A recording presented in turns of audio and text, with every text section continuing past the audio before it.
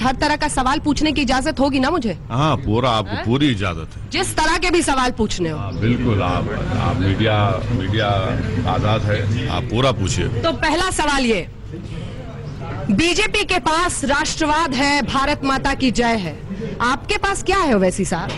मेरे पास बाबा साहब अम्बेडकर का दिया हुआ संविधान है। अम्बेडकर का दिया हुआ संविधान मेरे पास है, जो इन तमाम बीजेपी के मुद्दों से बड़ा है। सभी मुद्दों से बड़ा है? हाँ सर, संविधान जिसके पास होगा वही सबसे बड़ी ताकत उसके पास होगी। और इसीलिए मैं जब संविधान की बात करता हूं तो संघ परिवार बीजेपी के पास इसका कोई जवाब ही नहीं होता। लेकिन जब आप भाषण देते हैं यहाँ पर शाम में, तब तो आप संविधान की बात नहीं करते सर, तब तो बीफ बिरयानी आ जाती है।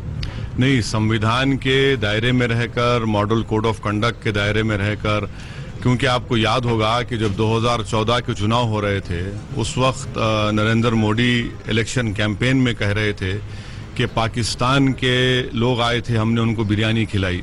तो उन्हीं का जुमला मैं उनको याद दिलाया हूं।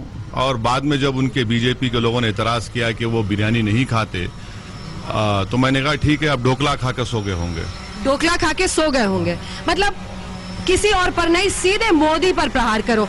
मतलब वो इसलिए क्योंकि ओवैसी साहब आपको पता है कि ये लोग क्या सुनना चाहते हैं। नहीं, ये लोग तो हमारी बात पिछले 60 साल से सुन रहे हैं, और क्योंकि हमारी बात को ये समझ चुके हैं, हम ये चाह रहे हैं कि जो लोग हमारी बात को नहीं समझे हैं उनको हम समझाने की कोशिश कर रहे हैं कि ये जो खेल बीजेपी खेल रही है और बार बार अपनी कमजोरियों को छुपाने के लिए वो ऐसे मुद्दों को उठाते हैं। मिसाल के तौर पर पुलवामा का हमला हुआ, हम सबने उसको कंडेम किया, मगर इसकी जिम्मेदारी किस पर आयद होती है? हम जानते हैं कि पड़ोसी मुल्क ने उन तमाम लोगों की मदद की, मगर आप क्यों खामोश बैठे थे? इतनी बड़ी तादाद में आरडीएक्स वहां पर कैसे गया? कौन जिम्मेदार है? किसी एक मंत्री को आपने हटाया, किसी एक ऑफिसर को हटाया? किसी को नहीं। गवर्नमेंट आपकी है, गवर्नर राज आपका है, गवर्नर गवर्नमेंट ऑफ इंडिया को, प्राइम मिनिस्टर को रिपोर्ट करता है।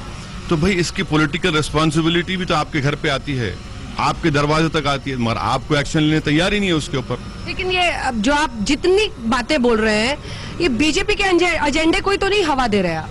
नहीं, हरगिज नहीं। हम बीजेपी को एक्सपोज कर रहे हैं क्योंकि बीजेपी पुलवामा की जिम्मेदारी लेने के लिए तैयार इसलिए नहीं हो रही क्योंकि उनको मालूम कि वहां पर एक्सपोज हो जाएंगे। सर वो तो कह रहे हैं एयर स्ट्राइक से 56 इंच हो गया, आप तो पूरे विश्व को दिखा दिया मोदी जी ने। नहीं, एयर स्ट्राइक जरूर हुआ। हमको ऑब्जेक्शन इस बात का है कि क्या राजनाथ सिंह सच कह रहे हैं या गवर्नमेंट ऑफ इंडिया का जो ऑफिशियल स्टैंड है, जो फॉरेन सेक्रेटरी ने रखा, वो सच है। मेरा मानना यह है कि जो स्टैंड फॉरेन सेक्रेटरी ने दिया वो सच है, जो इंडियन एयरफोर्स के चीफ ने कहा वो सच है। बाकी अमित शाह, राजनाथ सिंह, अहलूवालिया, एग्रीकल्चर मिनिस्टर, ये सब सियासी रोटी अपनी सेकने की कोशिश कर रहे हैं। कोई कहता है 250, कोई कहता है 300, कोई कहता है 150, कोई अहलूवालिया कहते हैं कि मारना मकसद ही नहीं था। तो अब ये अपनी सियासी रोटी सेक रहे हैं। तो इसीलिए पुलवामा को लाकर बताना जरूरी है कि इनकी गलती की वजह से आरडीएक्स वहां तक पहुंचा। या फिर ये है सच्चाई कि सबूत गैंग का हिस्सा बनकर आपको लगता है कि आप अपने वोट बैंक को केटर कर पाएंगे? नहीं, मुझे जो गवर्नमेंट ऑफ इंडिया का जो स्टैंड है मैं उसको मानता हूं। जब बालाकोट हुआ मैंने कहा कि हम गवर्नमेंट के साथ हैं। पहला उरी का हमला हुआ जिसको सर्जिकल स्ट्राइक के नाम से मशहूर किया गया, मैंने कहा कि हाँ हम उनके साथ हैं। मगर ये जो पॉलिटिक्स खेलने की कोशिश कर रहे हैं ये इसमें नाकाम हो गए। इसलिए अब आप देखते हैं बालाकोट नहीं, अब चौकीदार पे आ गई बात।